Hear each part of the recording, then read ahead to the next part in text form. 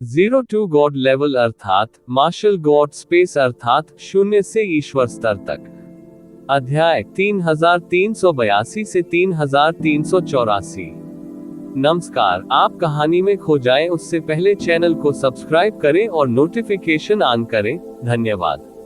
Martial honoured hall हाल ही में Fortune divine capital में बनाया गया था, इसलिए वहां कोई शिष्य नहीं थे। ये स्थान बुजो पर्वत से बहुत दूर था। ये जिवेन ने अभी अभी कुछ फूलों, पेड़ों और जानवरों को प्रबुद्ध किया था। मार्शल ऑनर्ड हॉल की सेवा करने वाले एक शिष्य के रूप में ये जिवेन के लिए इन पौधों और जानवरों को प्रबुद्ध करना स्वाभाविक रूप से कोई समस्या नहीं थी। इसके अलावा ये जीव दूसरों की तुलना में स्वाभाविक रूप से अधिक मजबूत थे। ये जिवेन अभी अभी मार्शल ऑनर्ड हॉल में बसा था और वॉर एल्डर ने जिन लाभों का उल्लेख किया था वे वादे के अनुसार आए। यह एक चरम अर्थ सम्राट था। वह एक अधेड़ उम्र का आदमी था जिसकी 4 भुजाएं थी और उसकी भुजाओं और पैरों की सतह पर लाल रंग की शल्कें थी। Red scale tribe, red scale सम्राट मार्शल ऑनर्ड सर का स्वागत करता है। मध्यम आयु वर्ग के व्यक्ति ने ये जिवेन का सम्मान पूर्वक स्वागत किया क्योंकि वह जानता था कि एक सम्राट भगवान और एक स्वर्गीय आदरणीय के बीच स्वर्ग और पृथ्वी जैसा अंतर था। चाहे वह कितना भी घमंडी क्यों न हो, उसने इस व्यक्ति के सामने घमंडी होने की हिम्मत नहीं की। इसके अलावा वह जानता था कि इस व्यक्ति ने एक बार शिखर सम्राट भगवान के रूप में एक स्वर्गीय आदरणीय की हत्या कर दी थी। उन्होंने इसे एक शिखर सम्राट भगवान के रूप में किया था और अब जब वह स्वर्गीय आदरणीय क्षेत्र में प्रवेश कर चुके थे तो उनकी ताकत और भी अधिक अथाह थी। किसी भी स्थिति में वह ऐसा अस्तित्व नहीं था जिसे वह अपमानित कर सके। आप उठ सकते हैं। क्या मैं जान सकता हूं कि लाल तराजू वाला सम्राट यहाँ क्यों है? ये जिवेन ने पूछा। जब मध्यम आयु वर्ग के व्यक्ति ने अपना परिचय दिया तो ये जिवेन ने पहले ही स्वर्गीय दाव के माध्यम से बहुत सारी जानकारी प्राप्त कर ली थी। रेड स्केल जनजाति भी दक्षिणी क्षेत्र में एक काफी शक्तिशाली जनजाति थी। अतीत में क्रिम्सन स्केल एम्परर शीर्ष 10 सबसे मजबूत दौड़ों में से एक था। हालांकि बाद में इसमें गिरावट आई, फिर भी यह कोई ऐसी चीज नहीं थी जिसकी तुलना सामान्य जातियों से की जा सके। यह इस तथ्य से स्पष्ट था कि क्रिम्सन स्केल सम्राट एक सर्वोच्च संप्रभु सम्राट था। यदि 10,000 साल पहले ये जिवेन का अस्तित्व नहीं होता तो मानव जाति रेड स्केल जनजाति के बराबर नहीं होती, भले ही उन्होंने 11 प्रांतों पर कब्जा करने का दावा किया हो। वह अनगिनत वर्षों का अंतराल था। हालांकि अब यह अलग था। शीर्ष सम्राट लॉर्ड्स के अलावा मानव जाति ने पहले ही शीर्ष 10 सबसे मजबूत जनजातियों में से एक के रूप में अपनी ताकत स्थिर कर ली थी। ये जिवेन की उपस्थिति के साथ यह अंतर बिल्कुल भी बड़ा नहीं था। हालांकि हुआंग शियाओलों को थोड़ा अजीब लगा। क्रिम्सन स्केल सम्राट को दक्षिणी क्षेत्र में उसके साथ अधिक संपर्क नहीं रखना चाहिए। भले ही उसे भविष्य में फॉर्चून गॉड राजवंश में सेवा करनी पड़े, वह दक्षिणी क्षेत्र का प्रबंधन नहीं कर पाएगा। हे प्रभु, मैं आपको स्वर्गीय क्लेश पर काबू पाने और सृजन के पथ पर एक और कदम आगे बढ़ाने के लिए बधाई देने के लिए यहाँ हूँ। मैं आपकी मदद मांगने के लिए भी यहाँ हूँ। लाल पैमाने के सम्राट ने आदर पूर्वक कहा। ये जिवेन को तुरंत समझ आ गया कि पहला कारण सिर्फ एक बहाना था। दरअसल दूसरा कारण ही प्रमुख था। क्या बात, ये जिवेन ने बेहोश होकर कहा। उनके चेहरे के भाव उदासीन थे और कोई भी उनमें कोई मनोवैज्ञानिक परिवर्तन नहीं देख सकता था। मेरा कबीला आपके महामहिम से अनुरोध करना चाहता है कि भाग्य के पथ में प्रवेश करने के बाद हमारे पुराने पूर्वज को बचाएं। रेड स्केल सम्राट ने अपना सिर उठाया और ये जिवेन की ओर देखा। फिर उन्होंने आदरपूर्वक बात की। तुम्हारे वंश ने भी कोई पूर्वज खो दिया? ये जिवेन ने तुरंत पूछा। उन्हें एक ही पल में बहुत सी बातें समझ आ गईं। आमतौर पर भाग्य का मार्ग खुलने पर सम्राट स्वतंत्र रूप से उसे छोड़ सकते थे। केवल स्वर्गीय स्वामी ही फंसे होंगे। इसका मतलब ये था कि लाल पैमाने के सम्राट ने जिस पुराने पूर्वज का उल्लेख किया था वह एक स्वर्गीय मास्टर विशेषज्ञ होना चाहिए। हालांकि ये सामान्य था। रेड स्केल जनजाति की ताकत के 7. उनके लिए स्वर्गीय मास्टर विशेषज्ञ के बिना शीर्ष 10 कुलों में से एक बनना असंभव था। उदाहरण के लिए स्वर्ग भक्षण करने वाली दानव जनजाति को ले। हालांकि उन्होंने 7 प्रांतों को नियंत्रित किया और उनके पास बहुत सारे संसाधन थे, वे शीर्ष 10 कुलों के नीचे केवल प्रथम श्रेणी के कबीले थे। वे लगभग वर्तमान रेड स्केल जनजाति के समान ही थे। हालांकि उन्हें शीर्ष 10 कुलों में से एक नहीं माना जा सका क्योंकि उनके पास कोई स्वर्गीय मास्टर विशेषज्ञ नहीं था। ये ठीक इसी वजह से था कि उन्होंने अपने कबीले की ताकत से स्वर्ग भक्षण करने वाले दानव सम्राट का समर्थन किया और उसे स्वर्गीय मास्टर दायरे में प्रवेश करने में मदद की। स्वर्ग भक्षण करने वाली दानव जनजाति अंतिम परिवर्तन को पूरा करने से केवल एक कदम दूर थी। हालांकि यह अफसोस की बात थी कि वे लाए थे उन पर विपत्ति आई क्योंकि उन्होंने अपनी पूरी ताकत से स्वर्गभक्षी दानव सम्राट का समर्थन किया।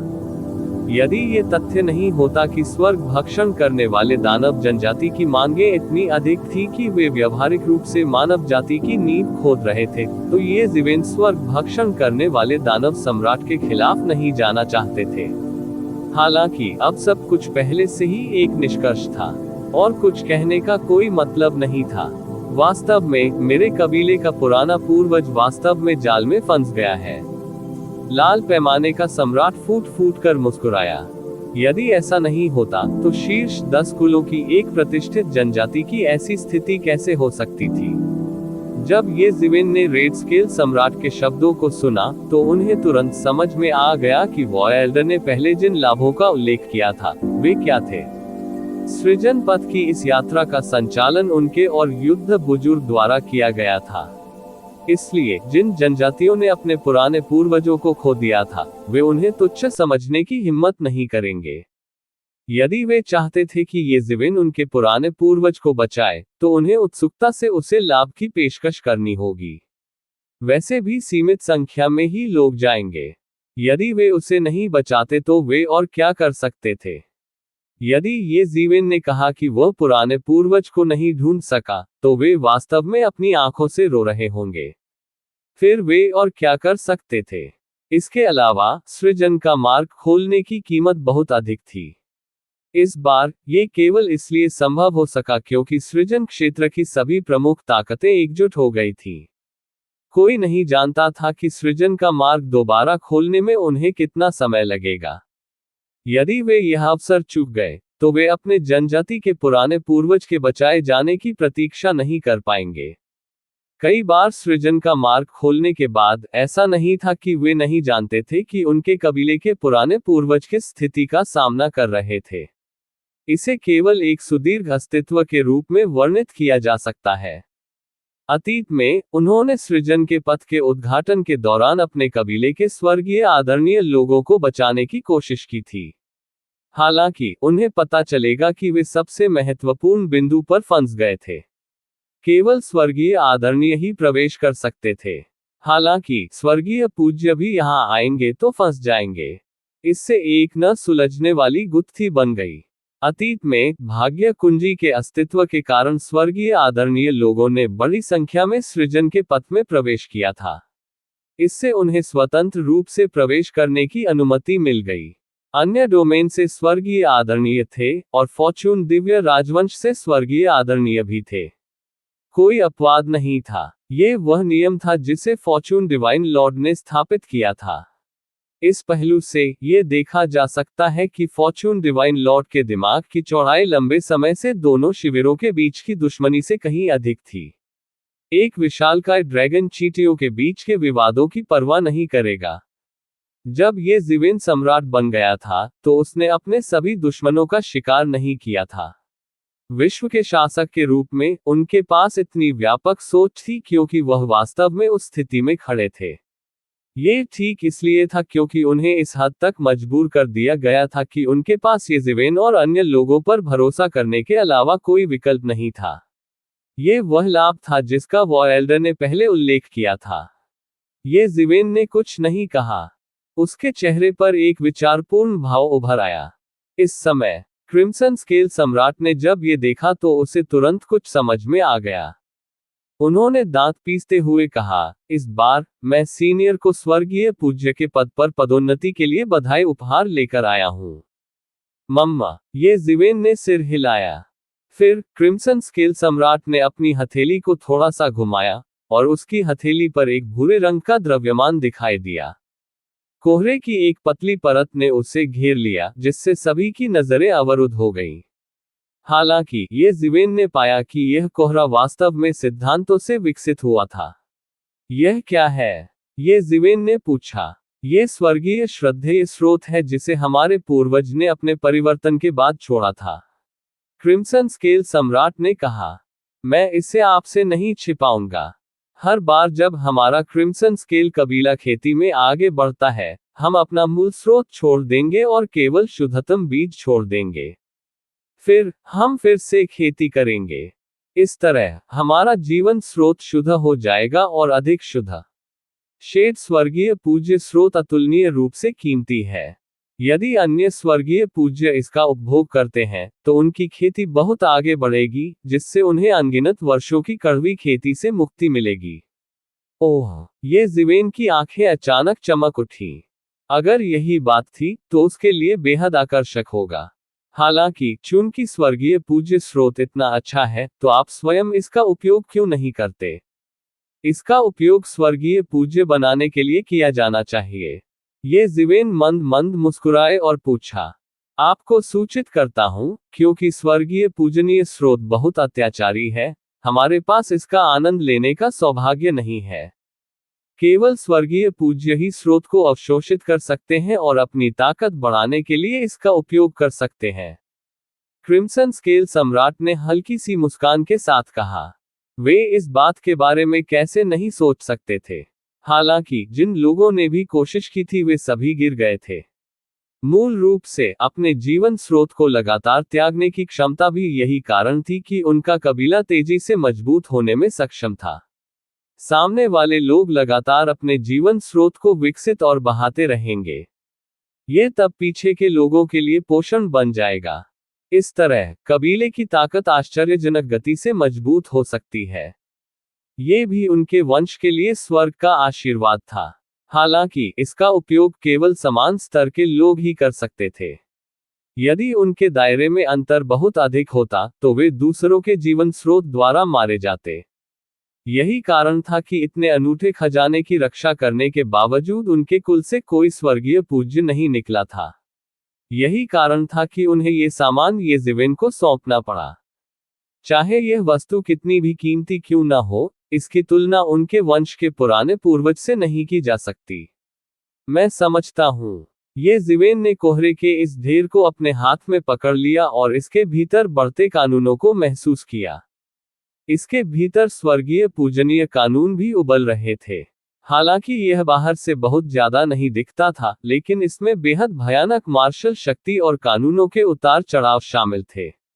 यह कोई आश्चर्य की बात नहीं थी कि क्रिम्सन स्केल कबीले में कोई भी इसका उपयोग नहीं कर सका। एक सम्राट की मार्शल शक्ति के साथ स्वर्गीय श्रद्धेय स्रोत के इस द्रव्यमान को निगलने की इच्छा निस्संदेह मौत को दावत दे रही थी। कोई अन्य संभावना नहीं थी। आप पहले वापस जाएं। जहां तक आपके पुराने पूर्वज की बात है, मैं निश्चित रूप से उसे बचाने की पूरी कोशिश करूंगा, ये जिवेन ने कहा। चूंकि वह उदार हो रहा था, स्वाभाविक रूप से उसे उसके लिए कुछ करना पड़ा। इसके अलावा, ये यात्रा मूल रूप से उन शीर्षस्थ स्वर्गीय भिक्षुओं को बचाने के लिए थी। ये तो बस सुविधा की बात थी। क्रिम्सन स्केल सम्राट स्वाभाविक रूप से यह जानता था। हालांकि किसी भी दुर्घटना से बचने के लिए उन्होंने फिर भी स्वर्गीय पूज्य के जीवन स्रोत में योगदान दिया। ऐसा इसलिए था क्योंकि अगर ये जिवेन विफल हो जाता, तो वह केवल एक कम व्यक्ति को बचा रहा होता। हालांकि अपने कबीले के लिए वे अपनी सच्ची आशा खो देंगे। धन्यवाद सर। धन्यवाद सर। क्रिम्सन स्केल सम्राट के चेहरे पर मुस्कान आ गई। फिर वह घूमा और मार्शल ऑनर्ड पैलेस से बाहर चला गया। हालांकि क्रिम्सन स्केल सम्राट यात्रा करने वाले केवल पहले व्यक्ति थे। प्रतिवेदन किसी भी खराब अनुवाद के बारे में हमें बताने के लिए टेक्स्ट का चयन करें और रिपोर्ट पर क्लिक करें। लेस देन पिछला सूचकांक, अगला ग्रेटर देन। ये जिवेन ने अपने हाथ में स्वर्गीय मास्टर की उत्पत्ति के साथ खेला। वह थोड़ा उत्साहित था। वह बढ़ती शक्ति और कानूनों के उतार चढ़ाव को महसूस कर सकता था। भले ही इसे पूरी तरह से उसकी अपनी शक्ति में परिवर्तित नहीं किया जा सका, फिर भी यह उसके लिए दूसरे क्षेत्र के शिखर तक पहुंचने के लिए पर्याप्त था। उस समय वह तीसरे लोक से केवल एक कदम दूर होगा। इससे उसकी कम से कम दसियों हजार वर्षों की कड़ी मेहनत बच जाएगी। इस उत्पत्ति के लाभ अकल्पनीय थे। ये यात्रा निश्चित रूप से व्यर्थ नहीं थी। इसमें कोई आश्चर्य नहीं कि वॉयल्डर ने कहा कि इस बार पूर्वी स्वर्गीय मास्टर ने उसे कोई नुकसान नहीं पहुंचाया, बल्कि उसे लाभ पहुंचाया। जल्द ही एक अन्य व्यक्ति ने उनसे मिलने का अनुरोध किया। इस बार वह दृढ़ इच्छाशक्ति वाला नहीं था। इसके बजाय वह एक तूफान की तरह था। उनका पूरा शरीर वायु तत्वों से बना था, और गहरे हरे तूफान में कोई भी मुश्किल से एक मानवीय आकृति बना सकता था। तूफान देवता कबीले, तूफान सम्राट, भगवान को नमस्कार। तूफान सम्राट ने अपने शरीर की गहराई से दो पवन तात्विक ऊर्जाओं को अपने हाथों से जोड़ते हुए कहा। ये जिवेन की आंखें मशाल की तरह थीं। स्वाभाविक रूप से वह एक नजर में देख सकता था कि यह एक मौलिक कबीला था। उसका पूरा शरीर एक भयंकर तूफान जैसा था। यदि इसे पूरी तरह से मुक्त कर दिया जाए तो एक दुनिया को नष्ट करना मुश्किल नहीं होगा। इसकी खेती सम्राट क्षेत्र के 9वें क्षेत्र में भी प्रवेश कर चुकी थी। स्टॉर्म गॉड कबीले को भी एक बड़ा कबीला माना जाता था। यह उत्तरी क्षेत्र का एक अत्यंत शक्तिशाली कबीला भी था। विशेष रूप से उनके कबीले का क्षेत्र बाहरी क्षेत्र और फॉर्चून गॉड के बीच का क्षेत्र था राजवंश। यही वह स्थान था जहां तूफान सबसे अधिक प्रचंड थे। यह उनके कुल का क्षेत्र भी था और खेती के लिए उनकी पवित्र भूमि भी। यदि ऐसा नहीं होता कि उनके अपने कबीले का पुनरुत्पादन भौतिक शरीर वाले उन कुलों जितना आसान नहीं होता, तो ये भयानक होता। फिर भी स्टॉर्म गॉड कबीले को उत्तरी क्षेत्र में प्रसिद्ध माना जाता था। इस समय रेड स्केल कबीले के मामले के साथ, ये जिवेन पहले से ही स्टॉर्म गॉड कबीले की यात्रा के उद्देश्य को समझ गए थे। यह शायद कबीले में स्वर्गीय गुरु के कारण था। एक कबीले के लिए कोई स्वर्गीय गुरु प्रभारी था या नहीं, ये स्वर्ग और पृथ्वी के समान था। ये बिल्कुल अलग दुनिया थी और इसका उल्लेख एक ही सांस में नहीं किया जा सकता था।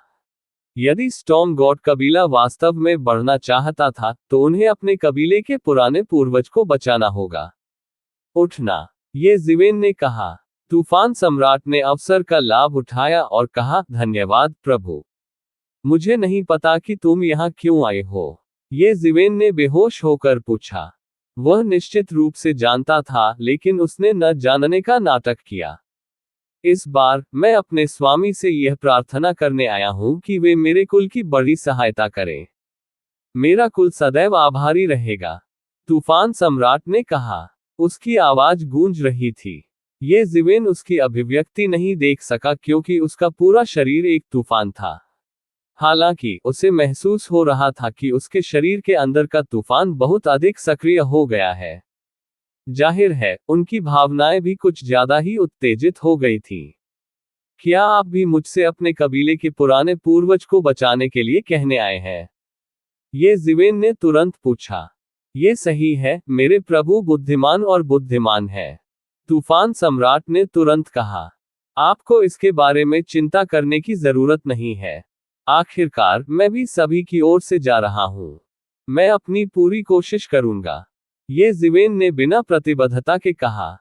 फिर उसने तूफान सम्राट की ओर देखा। इस समय तूफान सम्राट अचानक खड़ा हो गया और कहा, जब तक आप मेरे कुलपति को बचाने के इच्छुक हैं, मेरा कबीला मेरे कुलपति को बचाने की कीमत के रूप में एक स्वर्गीय उत्कृष्ट दाव कलाकृति की पेशकश करने को तैयार है। स्वर्गीय उत्कर्ष दाव कलाकृति। ये जिवेन की आंखें अचानक चमक उठी क्योंकि उन्हें हेवनली एक साल दाव आर्टिफैक्ट में भी बहुत दिलचस्पी थी। यहां तक कि उसके पास अब हेवनली एक साल दाव कलाकृति भी नहीं थी। आमतौर पर इससे कोई फर्क नहीं पड़ेगा। यह एक नए स्वर्गीय उत्कर्ष के लिए पर्याप्त था। हालांकि यदि वह सम्राट प्राइमर्डियल कैस के खिलाफ लड़ना चाहता था, तो यह पर्याप्त नहीं होगा। सम्राट प्रिमोर्डियल कैस के बारे में उन्हें जिस चीज से सबसे अधिक डर था, वह उनकी हेवनली एक साथ दाव कलाकृति थी। जहां तक उसकी बात है, उसे इस हद तक कैद कर दिया गया था कि वह मुश्किल से सांस ले पा रहा था। धमकी गौण थी। यदि उसके हाथ में हेवनली एक साथ दाव कलाकृति होती तो उसके जीतने की संभावना निस्संदेह बहुत अधिक होती। हाँ, यह एक स्वर्गीय उत्कृष्ट दाव कलाकृति है, तूफान सम्राट ने कहा। तभी उसके शरीर में एक बड़ा छेद हो गया। बड़े छेद के केंद्र में बहती रोशनी के साथ साधारण और बिना सजे दस्ताने की एक जोड़ी दिखाई दी। जल्द ही ये जिवेन के सामने से उड़ गया। ये जिवेन इस दस्ताने के संपर्क में आए। बाएं हाथ की हथेली का दस्ताना टूट गया। जाहिर है, ये पूरा नहीं था। इसके बजाय ये कुछ हद तक क्षतिग्रस्त हो गया था। यह अपनी चरम अवस्था में नहीं था। हालांकि फिर भी ऐसा अधूरा दिव्य मास्टर दाव उपकरण अभी भी ताकत में अद्वितीय और अमूल्य था। स्टॉर्म सम्राट वास्तव में इस तरह की स्वर्गीय उत्कृष्ट दाव कलाकृति को शुभकामना उपहार के रूप में देने में बहुत ईमानदार था। ये जिवेन ने लापरवाही से इस दस्ताने पर विशेष सीलिंग सरणी को खोल दिया। ध्यान से तूफान सम्राट ने ये शिवेन की हरकत देखी और तुरंत जोर से चिल्लाया। फिर दस्तानों के जोड़े के पंख उग आए और प्रकाश की किरण में बदल गए और अचानक बिना किसी निशान के गायब हो गए। हालांकि ये जिवेन बस ठंडे स्वर में मुस्कुराए और कहा, छोड़ना चाहते हो। जैसे ही उसने ये कहा, उसके बड़े हाथ ने अचानक उस दस्ताने को पकड़ लिया जो उड़ने वाला था। ये जिवेन ने अचानक उसे अपने हाथ में पकड़ लिया। वह पूरी तरह से उसके हाथ में कुछ हो गया था। उसने तुरंत इस दस्ताने में मौजूद आत्मा को मिटा दिया और फिर उसमें अपनी आत्मा भेज दी। ये स्वर्गीय उत्कृष्ट दाव कलाकृति उसके हाथ में गिर गई। यह इतना आसान होने का कारण ये था कि ये दस्ताना चरम स्थिति में नहीं था। सबसे महत्वपूर्ण बात यह है कि इसका कोई स्वामी नहीं था। यह अधूरे हेवनली एक साथ दाव आर्टिफैक्ट के रूप में ये जिवेन का विरोध कैसे कर सकता था। ये जिवेन ने इसमें अपनी आत्मा अंकित करने के बाद उन्हें तुरंत पता चल गया कि इस दस्ताने को असीम सभी हाथियों का हाथ कहा जाता है। यह मूल रूप से वानक्सियांग पूर्वज नामक एक शक्तिशाली व्यक्ति की स्वर्गीय उत्कृष्ट दाव कलाकृति थी। पीछे तब वानजियांग पूर्वज बेहद शक्तिशाली थे। असीमित सभी हाथियों के हाथ से वह सूर्य को पकड़ सकता था और चांदी के चंद्रमा का पीछा कर सकता था। वह उस समय दुनिया की कुछ शक्तिशाली शख्सियतों में से एक थे। हालांकि बाद में उन्होंने स्टॉर्म गॉड कबीले के पुराने पूर्वज को नाराज कर दिया। पराजित होने के बाद पुराना पूर्वज पूरी तरह से मारा गया। असीमित सभी हाथियों का हाथ जो उसने पीछे छोड़ा था, वह स्टॉर्म गॉड कबीले का कबीला खजाना बन गया। इसका प्रयोग बहुत कम होता था। कहा जा सकता है कि इसे लगभग तुरुप के पत्ते की तरह इस्तेमाल किया गया। हालांकि अपने कबीले के पुराने पूर्वज को बचाने के लिए उन्हें इसे सौंपना पड़ा, चाहे वे इच्छुक हो या नहीं। उनकी राय में इसके अलावा शायद और कुछ नहीं था जो ये जिवेन जैसे स्वर्गीय उत्थान को प्रेरित कर सके। तूफान सम्राट ने ये जिवेन की ओर देखा। हालांकि ये जिवेन अभिव्यक्तिहीन थी। कोई नहीं देख सका कि उसके मन में क्या चल रहा था। इस समय ये जिवेन के चेहरे पर मुस्कान आ गई और उन्होंने कहा, अच्छा, बहुत अच्छा। मैं निश्चित रूप से आपके कबीले के पुराने पूर्वज को बचाऊंगा। ये सुनकर तूफान सम्राट ने अंततः राहत की सांस ली। ये जिवेन ने ये भी कहा था कि वो अपनी तरफ से पूरी कोशिश करेंगे। हालांकि हर कोई देख सकता था कि यह महज एक दिखावटी बयान था। इसे गारंटी नहीं माना जा सकता। दरअसल अगर उनके कबीले के पुराने पूर्वज को कुछ हो जाता तो शायद उन्हें छोड़ दिया जाता। इसलिए उनके पास अपने तुरुप के पत्ते का उपयोग करने के अलावा कोई विकल्प नहीं था। अब ऐसा लग रहा था कि ये जिवेन बहुत संतुष्ट थी। जहां तक ये सवाल है कि क्या ये जिवेन अपने कबीले के पुराने पूर्वज को बचाएगा, तो उसने इसके बारे में ज्यादा नहीं सोचा। यदि ये जिवेन अपनी प्रतिष्ठा को बर्बाद नहीं करना चाहता, तो वह बिना कुछ किए अपना काम नहीं निगलता। ऐसे में अदृश्य नुकसान इससे कहीं ज्यादा होगा। भविष्य में उस पर भरोसा करने की हिम्मत कौन करेगा? उसे बहुत सी चीजें करनी होंगी और ऐसी कीमत चुकानी होगी जिसे वह सहन करने को तैयार नहीं था। उस स्थिति में मैं पहले अपनी छुट्टी ले लूंगा। इतना कहने के बाद तूफान सम्राट तेजी से घूमा और पीछे हट गया। ये ज़िवेन को कोई परवाह नहीं थी। उसने बस अपने हाथ में असीम विशाल हाथ की जांच की। यह असीम विशाल हाथ उसके लिए अत्यंत महत्वपूर्ण था, क्योंकि इस असीम विशाल हाथ से ये ज़िवेन सम्राट प्रिमोर्डियल कैस के खून के भाले से मुकाबला कर सकता था। इसका उपयोग यूनिवर्स क्रिएशन पाम डालने के लिए एक पूरक विधि के रूप में भी किया जा सकता है। यह आसानी से अपने नंगे हाथों से एक दुनिया को ध्वस्त करने के लिए पर्याप्त था। संक्षेप में, असीम विशाल हाथ प्राप्त करने के बाद ये ज़िवेन की आखिरी कमी भी पूरी हो गई। विशेष रूप से अब जबकि स्वॉर्ड मास्टर अभी भी अराजकता में था, अपने लिए हेवनली मास्टर दाव टूल को परिष्कृत करने के लिए सामग्री एकत्र कर रहा था। ये और भी महत्वपूर्ण था। रेड फॉस्फोरस कबीले और स्टॉर्म गॉड कबीले के प्रतिनिधियों के एक के बाद एक आने के बाद अन्य कुलों के प्रतिनिधि भी एक के बाद एक आए। कुछ समय के लिए आगंतुकों का एक अंतहीन तांता लगा रहा। हालांकि वे एक के बाद एक आते गए जैसे कि उनके बीच कोई समझौता हो। वे लगभग कभी एक दूसरे से नहीं मिले। एक के बाद एक दर्जन से अधिक कुलों के प्रतिनिधियों को प्राप्त करने के बाद यह अंततः शांत हो गया। हर कोई ये ज़िवेन से मिलने नहीं आया। आखिरकार ये ज़िवेन के अलावा वॉर मास्टर्स और अन्य लोग भी थे जिनकी वे मदद करना चाहते थे। ये ज़िवेन के पक्ष तक सीमित नहीं था। ये तो इसका एक छोटा सा हिस्सा था। हालांकि फिर भी ये ज़िवेन को भी भारी लाभ मिला। रेड स्केल कबीले के स्वर्गीय मास्टर की उत्पत्ति और स्टॉर्म गॉड कबीले के असीम विशाल हाथ के अलावा अन्य कुलों ने भी बहुत सारी अच्छी चीजें लाईं। हालांकि वे दोनों कुलों द्वारा लाए गए उपहारों जितने अच्छे नहीं थे, वे दुर्लभ भी थे। उनमें से कई स्वर्गीय खजाने थे जिनकी ये ज़िवेन को यूनिवर्स क्रिएशन सेलेस्टियल दाव टूल बनाने के लिए आवश्यकता थी। वे सभी उसकी सूची में थे। ये ज़िवेन ने भी उनमें से किसी को मना नहीं किया। इसके अलावा सबसे महत्वपूर्ण बात यह थी कि उसे आधी विपत्ति निवारण धूप प्राप्त हुई। यह विपत्ति निवारण धूप अत्यंत बहुमूल्य खजाना थी। यह एक ऐसा खजाना था जिसे अरबों प्राणियों की आशा की शक्ति का उपभोग करके ही परिष्कृत किया जा सकता था। फॉर्च्यून गॉड राजवंश की स्थापना से बहुत पहले ही शोधन पद्धति लुप्त हो चुकी थी। इसलिए यदि दुनिया में बची हुई कोई भी विपत्ति निवारण धूप फैला दी गई, तो इससे अनगिनत दिव्य गुरुओं के सिर टूट जाएंगे और खून बह जाएगा। इस आपदा निवारण धूप को आशा की अनगिनत शक्ति से परिष्कृत किया गया था। इसमें कोई खास बात नहीं थी समारोह। इसका केवल एक ही उपयोग था, और वह था उपयोगकर्ता को दायरे की बाधा को तोड़ने में मदद करना। यह आशा की शक्ति के महान गुणों का उपयोग करके उपयोगकर्ता को अगले दायरे में जबरदस्ती प्रवेश करने से बचा सकता है। विपत्ति निवारण धूप जितनी अधिक होगी, भेदने की संभावना उतनी ही अधिक होगी, और भेदना उतना ही आसान होगा। हालांकि यह केवल आधी विपत्ति निवारण धूप थी, इसका मूल्य स्वर्गीय मास्टर की उत्पत्ति और दिव्य दाव उपकरण से कम नहीं था। ये भी अतुलनीय रूप से बहुमूल्य था। इन अच्छी चीजों को प्राप्त करने के बाद ये ज़िवेन ने तुरंत बंद दरवाजे के प्रशिक्षण की स्थिति में प्रवेश किया। प्रतिवेदन किसी भी खराब अनुवाद के बारे में हमें बताने के लिए टेक्स्ट का चयन करें और रिपोर्ट पर क्लिक करें।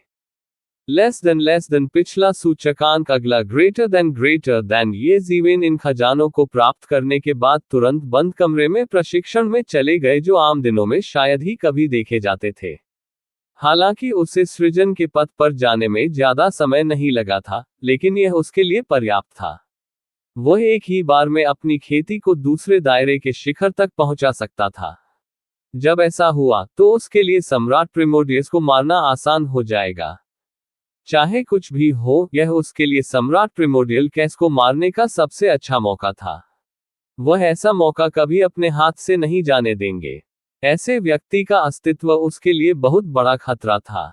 उसे सावधान रहना था। यदि वह सावधान नहीं रहा, तो उसके पिछले सभी प्रयास बर्बाद हो सकते हैं। अगली बार सम्राट प्रिमोर्डियल कैस को मारना इतना आसान नहीं होगा।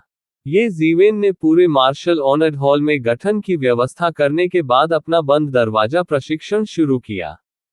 उसका शरीर धीरे धीरे पारदर्शी होने लगा। वह पूरी तरह से स्वर्ग और पृथ्वी के साथ एकीकृत हो गया था। यह ऐसा था मानो उसका जन्म स्वर्ग और पृथ्वी का हिस्सा बनने के लिए हुआ हो। हर बार जब वह सांस लेता था तो उसे भारी मात्रा में आध्यात्मिक ऊर्जा ग्रहण करनी पड़ती थी। यदि उसे अधूरे किंग लेवल ड्रैगन वेन का समर्थन नहीं मिला होता तो उसकी खेती की गति लगातार कम हो जाती। समझने की गति एक बात थी, लेकिन क्या संसाधन इसका समर्थन कर सकते थे, ये दूसरी बात थी। हालांकि ये जीवेन की अद्भुत खेती की गति की कीमत ये थी कि अधूरे किंग लेवल ड्रैगन वेन का 1/3 उपभोग किया गया था। ये केवल 10,000 से अधिक वर्षों में पूरा हुआ। अगर बात बाहर निकली तो निस्संदेह हंगामा मच जाएगा। बहुत से लोग ये जीवेन को बेकार होने के लिए कोसेंगे। ड्रैगन वेन्स का इस तरह इस्तेमाल नहीं करना चाहिए। यदि ड्रैगन वेन्स का उपयोग इतनी बेरहमी से किया गया होता तो दुनिया में कितने ड्रैगन वेन्स इस तरह बर्बाद हो सकते थे। हालांकि ये जीवेन के लिए यह कोई बड़ी बात नहीं थी। जब तक उसने अपनी ताकत में सुधार किया वह सभी नुकसान सहन कर सकता था। ऐसा नहीं था कि उसे पता नहीं था कि कई लोगों के मन में उसके लिए डिजाइन थे। खास तौर पर अधूरे किंग लेवल ड्रैगन वेन का मामला पहले ही कई लोगों की नजरों में चढ़ चुका था। बात सिर्फ इतनी थी कि गुड फॉर्चून की के कारण उनके पास ये जीवेन पर कदम उठाने का समय नहीं था। जब तक वे आगे बढ़ना चाहते थे, ये जीवेन पहले ही एक दिव्य गुरु के रूप में अपना स्थान सुरक्षित कर चुके थे। हालांकि इसका मतलब निश्चित रूप से यह नहीं था कि वे अपने दिल में इस विचार को छोड़ देंगे। किंग लेवल ड्रैगन वेन एक दिव्य भगवान के लिए बहुत महत्वपूर्ण था। इस वजह से उन्होंने अपनी ताकत बढ़ाने में कोई झिझक नहीं दिखाई। केवल जब वह इतना मजबूत हो गया तो वह सब कुछ रख सकता था जो उसके पास था। बाकी सब कुछ क्षणभंगुर था। ये दर्शन उनकी वर्तमान स्थिति तक उनका साथ देता रहा। वह दूसरों के विचारों के कारण कैसे बदल सकता है। पर्याप्त आत्मा ऊर्जा निगलने के बाद ये जीवेन ने अपना मुंह खोला और स्वर्गीय प्रभु के स्रोत को अपने शरीर में निगल लिया। ऐसा लग रहा था मानो वह पीली नदी में सांस ले रहा हो। एक पल में जैसे उसका दिमाग फट गया हो। ये जीवेन के दिमाग में अनगिनत सूचनाएं डाली गईं। ये सभी चीजें एम्पायरियन स्रोत के भीतर समाहित थीं। एक साम्राज्य के लिए ये सबसे मौलिक अस्तित्व था। भले ही उनका भौतिक शरीर नष्ट हो जाए, इससे कोई फर्क नहीं पड़ता। जब तक उनका स्रोत वहां था, बाकी सब कुछ ठीक था। यहां तक कि आत्मा का विकास दिव्य भगवान की उत्पत्ति से हुआ था। केवल दिव्य प्रभु उत्पत्ति से विकसित हुआ था। ये रेड स्केल कबीले के पूर्वज द्वारा छोड़ी गई कई समझ थी। वे सभी पहलुओं में अत्यंत पूर्ण थे और उनमें अनंत शक्ति समाहित थी। ये कहा जा सकता है कि एक अद्वितीय गुरु ने उसे एक महान प्रेरणा दी थी। और ये जलसे एक रेड स्केल कबीले के पूर्वजों की कीमत पर किया गया था पूरी शक्ति और धारणा। यदि यह रेड स्केल रेस की अनूठी काया और खेती की तकनीक के लिए नहीं होता तो इसे लोकप्रिय नहीं बनाया जाता। ये जीवेन के मन में एक और विचार उभरा। क्या बिजली तकनीकों की एक प्रणाली बनाने के लिए रेड स्केल रेस की इस विशेष विशेषता का उपयोग करना संभव हो सकता है? इससे पूर्ववर्तियों को लगातार अपनी अंतर्दृष्टि और कौशल को त्यागने और फिर अधिक परिष्कृत होने की अनुमति मिलेगी। और फिर इन चीजों को बाद की पीढ़ियों तक पहुंचाया जा सकता है। यदि वे वास्तव में इसे स्थापित कर सकें तो थोड़े ही समय में मानव जाति की ताकत बढ़ जाएगी। उस समय मानव जाति के लिए शीर्ष 10 दौड़ में शीर्ष पर पहुंचना असंभव नहीं होगा। किसी सामान्य व्यक्ति के लिए ऐसा करना असंभव था। रेड स्केल जनजाति के ऐसा करने का कारण उनकी विशेष शारीरिक संरचना थी। स्वर्ग भक्षण करने वाली राक्षसी जनजाति की तरह जब तक वे मांस और रक्त खाते रहेंगे, उनकी ताकत धीरे धीरे बढ़ती जाएगी। ये स्वर्ग द्वारा दिया गया एक उपहार था और यह ऐसा कुछ नहीं था जिसकी अन्य लोग चाहकर भी नकल कर सकें। हालांकि ये जीवेन के पास रहस्यमय स्थान था। उनका मानना था कि अगर वह ऐसा करने के लिए कोई भी कीमत चुकाने को तैयार है तो इसका अनुमान लगाने का एक तरीका होना चाहिए। ये रहस्यमय स्थान सभी रास्तों का पता लगा सकता है और रेड स्केल जनजाति की रक्तरेखा तरीकों से पैदा हुई एक प्रकार की रक्तरेखा थी। कोई तो कारण होगा कि यह आकार ले सका। बात सिर्फ इतनी थी कि आम लोगों को पता नहीं चलेगा कि इसका कारण क्या है। शायद स्वयं रेड स्केल जनजाति को भी यह कारण नहीं पता था कि उनका वंश ऐसी क्षमता क्यों प्रदर्शित कर सकता है। हालांकि ये जिवेन के दिमाग में ये सिर्फ एक विचार था। इस विचार को पूरी तरह साकार होने में काफी समय लगेगा। कम से कम ये जिवेन को थोड़े समय में इसकी परवाह नहीं थी। इस समय वह वास्तव में इसकी परवाह नहीं कर सकता था। यह विचार अभी एक छोटा सा विचार था जो अचानक कौंध गया। वह तुरंत विचारों के सागर में डूब गई। ऐसा इसलिए था क्योंकि उसे बहुत अधिक जानकारी संसाधित करनी पड़ती थी। ये रेड स्केल जनजाति के पूर्वजों की अंतर्दृष्टि थी। इन अंतर्दृष्टियों से ये जिवेन देख सकते थे कि रेड स्केल जनजाति के पूर्वज चौथे क्षेत्र के ऊपर एक भयानक अस्तित्व थे। ऐसा इसलिए था क्योंकि अधिकांश जानकारी तीसरे क्षेत्र की अंतर्दृष्टि के साथ साथ तीसरे क्षेत्र के विशेषज्ञों की पूरी शक्ति थी। रेड स्केल जनजाति की विशेषताओं के अनुसार, चूंकि ये तीसरे क्षेत्र की अंतर्दृष्टि और शक्ति थे, इसे केवल चौथे क्षेत्र या उससे ऊपर द्वारा ही प्राप्त किया जा सकता था। यदि ये जिवेन दूसरे क्षेत्र से दूसरे क्षेत्र के शिखर तक आगे बढ़ना चाहता है, तो वह केवल भारी मात्रा में शक्ति और आध्यात्मिक ऊर्जा को अवशोषित करके इसे प्राप्त नहीं कर पाएगा। अन्यथा वह पहले ही दूसरे क्षेत्र के शिखर को तोड़ चुका होता। उसके पास पर्याप्त अंतर्दृष्टि की भी आवश्यकता थी। मूलतः इन अंतर्दृष्टियों को संचित करने के लिए समय की आवश्यकता थी। हालांकि अब यह अलग था। रेड स्केल जनजाति के पूर्वजों की अंतर्दृष्टि से ये जिवेन बहुत समय बचा सकते थे। हालांकि उनमें से सभी का उपयोग नहीं किया जा सका। आखिरकार वे ये जिवेन की खेती से एक स्तर ऊंचे थे। रिवर्स डिडक्शन के माध्यम से ये जिवेन दूसरे क्षेत्र की अंतर्दृष्टि भी प्राप्त कर सकता है। इसलिए रेड स्केल जनजाति के पूर्वज द्वारा छोड़ी गई अंतर्दृष्टि को समझते हुए ये जिवेन की शक्ति आश्चर्यजनक गति से आगे बढ़ रही थी। हालांकि रेड स्केल जनजाति के पूर्वजों की शक्ति का पूरी तरह से उपयोग नहीं किया जा सका और इसे केवल उस शक्ति में परिवर्तित किया जा सका जिसका उपयोग उनके द्वारा किया जा सकता था, फिर भी उनकी शक्ति की प्रगति बहुत आश्चर्यजनक थी, क्योंकि उसे समझने के लिए ज्यादा समय की जरूरत नहीं थी। ये कहा जा सकता है कि वह जहां भी देखता था उसे समझ लेता था। उसके शरीर के भीतर रहस्यमय स्थान की मदद से ऐसा करना उसके लिए पूरी तरह संभव था। यही उनका सबसे बड़ा फायदा था। एकमात्र कमी ये थी कि आध्यात्मिक ऊर्जा की खपत बहुत आश्चर्यजनक थी, सामान्य खपत से कहीं अधिक। हालांकि जितना अधिक उसने समझा, उतना ही अधिक उसने महसूस किया कि रेड स्केल जनजाति के पूर्वज द्वारा छोड़ी गई अंतर्दृष्टि कितनी अद्भुत थी। दूसरा क्षेत्र पहले से ही पहले क्षेत्र की तुलना में बहुत अधिक अत्याचारी था, लेकिन तीसरा क्षेत्र दूसरे क्षेत्र की तुलना में बहुत अधिक मजबूत था। इसमें मौजूद भारी मात्रा में जानकारी ने ये जिवेन को खुश कर दिया। उनके लिए इसे पचा न पाने की कोई समस्या नहीं थी, केवल ग्रेट वे के बारे में पर्याप्त जानकारी न होने की समस्या थी। हालांकि वहां के दायरे में एक अंतर था, उसके स्तर पर यह कहा जा सकता था कि वह सादृश्य द्वारा समझ सकता था। ऐसी कई समस्याएं थीं जिनके बारे में उसने पहले नहीं सोचा था, लेकिन एक बार जब उसने उनके बारे में सोचा तो ये समस्याएं फिर समस्याएं नहीं रहीं। स्पंज की तरह वह खुद को मजबूत करने के लिए पागलपन से इस जानकारी को अवशोषित कर रहा था। उनकी खेती रेड स्केल जनजाति के पूर्वजों से भिन्न थी, लेकिन 1 मील 100 मील की दूरी तय करता है। कई सामान्य सिद्धांत थे। स्वाभाविक रूप से वह जो अवशोषित करना चाहता था और जो उसे अवशोषित करने की आवश्यकता थी उसे अवशोषित कर सकता था। उसकी ताकत तेजी से बढ़ रही थी और वह लगातार शिखर, एक पूर्ण शिखर की ओर बढ़ रहा था। अज्ञात समय के बाद ये जिवेन ने आखिरकार अपनी आंखें खोली। उसने अपने शरीर की सारी शक्ति को रोक लिया ताकि जरा सी भी शक्ति बाहर न निकले। उसने समय की गणना की और महसूस किया कि 1 और महीना बीत चुका है। एक स्वर्गीय पूज्य के लिए पलक झपकते ही 1 महीने का समय बीत गया।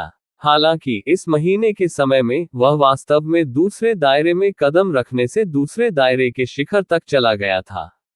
रेड स्केल जनजाति के दिव्य गुरु स्रोत का महान प्रभाव इससे देखा जा सकता है।